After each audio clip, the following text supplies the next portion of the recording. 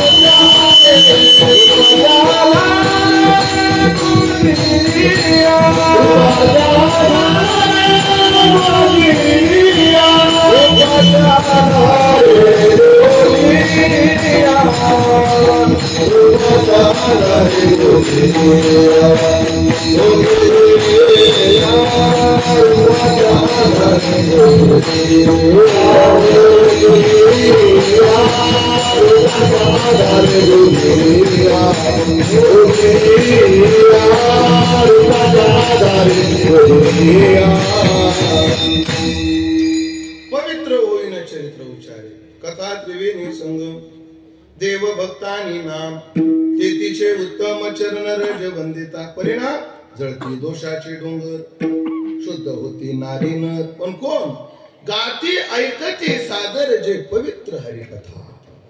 ते पावित्र्य देते. हरिकथा पावित्र्य देते. अन्य गोष्टीपासून मिळालेल्या पावित्र्याला पुन्हा ओवळपणे येण्याची शक्यता आहे. पण कृष्ण चरित्राने एकदा हृदय पवित्र झालं, पण ओवळ्याचा संबंध नाही. पुन्हा ती भुवनत्रयम. फार विस्तार करता येईल, पण थांबतो. कृष्ण चरित्र पावित्र्य देते. कृष्ण चरित्र प्रेरणा देते. प्रत्येकाला प्रेरणा आहे. कार्य करणाऱ्याला प्रेरणा आहे, नेतृत्व करणाऱ्यांना प्रेरणा आहे. अजून पती म्हणून पती कसा असावा याची प्रेरणा कृष्णाकडून घ्या. पत्नी म्हणून आपला भाऊ म्हणून कसा असावा कृष्णाकडे पहा. सखा म्हणून कसा असावा कृष्णाकडे पहा. एक बोल का तुकोबराच्या प्रमाणात तो का म्हणे जे जे बोला आणि ते साजे या विठ्ठला. तुम्ही कोण्याही क्षेत्रात जा, प्रत्येक गोष्टीला प्रेरणा कृष्ण चरित्रातून मिळते. हे बोलू का, फोडाफोडी कशी करायची राजकारणात त्यालाही प्रेरणा मिळते तिथे. बोलू अजून चोऱ्या कशा करायच्या ह्याला सुद्धा तो काय आहे, प्रेरणा देतो. सगळ्या गोष्टीला प्रेरणा आहे. त्याची संगत तुम्ही चोरीची लावणार आहे शेवटच्या चरणात वेळ मिळाला तर. पण ऐका, प्रेरणा सगळ्या अंगाला प्रेरणा. किती प्रेरणा. अजून एक बोलू का? बायका त्याला 16,108 आहे. श्रीमद भागवताच्या दशम स्कंदाच्या उत्तरार्धात अख्खा एक अध्याय त्यात भगवान कृष्णाच्या गृहस्थाश्रमाचं वर्णन आहे. एकदा नारदाला इच्छा झाली, त्या अध्यायाची प्रास्ताविकच असं आहे की नारदाला इच्छा झाली की परमात्मा आकाराला आला, गोकुळात जन्माला आला, प्रगट झाला, मथुरेत जन्माला आला, गोकुळात प्रगट झाला, द्वारकेत जाऊन त्यांनी लग्न केले, गृहस्थाश्रम केला. पण देवाचा गृहस्थाश्रम कसा आहे हे पाहण्याकरता नारद आले. तर नारदाच्या माध्यमातून पूर्ण त्याच्या गृहस्थाश्रमाचं वर्णन तिथं केलं. 16,108 बायका आहेत, पण भगवान एवढ्या व्यापात असून सगळ्यांना वेळ देतो. ही प्रेरणाच. बरं, कोणालाच काही कमी नाही. एकला जेथे तेथे 16 सहस्र. कोणाला काहीच कमी नाही, काहीच तुटी नाही. ही प्रेरणाच आहे. जाऊ दे, अनेक अंगाने प्रेरणा. गुरु म्हणून प्रेरणा, शिष्य म्हणून प्रेरणा. गुरु कसा असावा? बरं, गुरु म्हणून कृष्ण चरित्रात फार मोठी प्रेरणा. मला वाटतं जगातला पहिला गुरु आहे. शिष्याची ड्रायव्हिंग करून गुरुला विद्यार्थ्याला ज्ञान देतो. सध्याच्या काळात गुरुचे काय तोरे असतात आमच्याकडे बघून पाहतो. पण कृष्ण चरित्र म्हणजे एरवी अन्य गुरु शिष्याची सेवा घेऊन दिलं तर ज्ञान, पण कृष्ण गुरु म्हणून सुद्धा शिष्याची जो घे सेवा माने देवा सारिखे. या अंगानं प्रेरणा पाहिजे ठरली ना, शिष्याची गाडी चालवतो आणि गाडी चालवत चालवत शिष्याला काय देतोय, उपदेश देतोय. गुरु म्हणून सुद्धा किती आदर्श आहे पहा. गुरु म्हणून सुद्धा आदर्श. चला, तो बोलण्याचा अधिकार मला नाहीये, पण बोलून जातो. शरीर कसं सांभाळायचं असतं. माझ्याकडे बघू नका बरं, असं मला कसं तरी होतं. पाहू नका बरं, असं नुसतं ऐकून घ्या. फिटनेस. तरुण पोर आहे ना, सध्या पोरांचा फिटनेस कडे जास्त कल असतो. 75 दिवसाचा डाटा आणि 30 दिवसा. सध्या अशा काय येत आहे, अशा क्रेज सध्या तरुण पोरामध्ये आहे. पण पोरांनो ऐका, शरीर कसं मेंटेन ठेवायचं असतं याची प्रेरणा सुद्धा कृष्ण चरित्रात घ्या. भागवतातच वर्णन आहे. भगवान कृष्णाच्या पोटी जन्माला आला प्रद्युम्न, आणि प्रद्युम्नाच्या पोटी आले अनिरुद्ध. म्हणजे अनिरुद्ध भगवान कृष्णाचे कोण झाले, नातू. अनिरुद्धाचे कृष्ण कोण आहेत, आजोबा. महाराज, या अनिरुद्धाचं लग्न होतं आणि त्या लग्नामध्ये या सगळ्या यादवांचे रथ निघाले. सगळ्या यादवांचे रथ निघाले. तर आपल्या कृष्ण ज्येष्ठ आहे, भगवान कृष्णाचा रथ पुढे नेला. कोणाच्या लग्नाला निघाला हा, हे ध्यानात ठेवा. हा कोण आहे, नवरदेवाचा आजोबा. आणि जेव्हा यांनी त्या नगरीमध्ये एंट्री केली ना, तर त्या नगरीतल्या बाया नवरदेव पाहण्याकरता रस्त्यावर आलेल्या होत्या. आणि आला कोण, आज आला नवरदेवाचा. आणि बाया म्हणायच्या, माय नवरदेव काय देख नाही ग. उघडा तुम्ही भागवत, काय नवरदेव देख नाही. म्हणजे नातवाच्या लग्नात सुद्धा तो नवरदेव वाटत होता. एवढं फिट होता कृष्ण.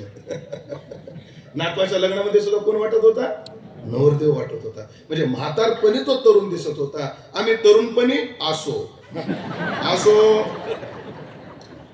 पण एवढ्या अंगानं प्रेरणाचा स्त्रोत भगवान कृष्णाचं चरित्र आहे. आणि सगळ्यात महत्वाचं आहे, प्रेमाचा वर्षाव पावला पावलावर कृष्ण चरित्र. आणि या जगात कशाची कमतरता आहे, तर जगात फक्त कशाची कमतरता आहे, प्रेमाची. आणि ज्याला खरं प्रेमाचा रस चाखायचा आहे, ज्याला खऱ्या प्रेमाची परिभाषा समजून घ्यायची आहे, त्याने कृष्ण चरित्र पाहावं. कृष्ण चरित्र हे प्रेमाचा वर्षाव देणार आहे. कृष्ण चरित्र का गायचं?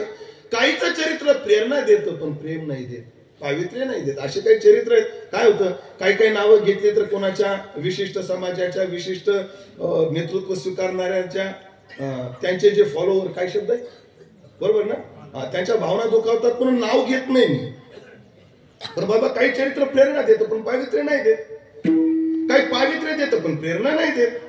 काही पावित्र्य प्रेरणा देत पण प्रेम नाही देत. पण भगवान कृष्णाचं चरित्र पावित्र्य देतं, प्रेरणा देतं आणि प्रेम देतं. म्हणून ते चरित्र गायचे. महाराज करा बरं सुरुवात त्याचं चरित्र गायला. गाऊ. पण काय असतं, कोणत्याही चरित्राचा उगम एका प्रश्नातून असतो.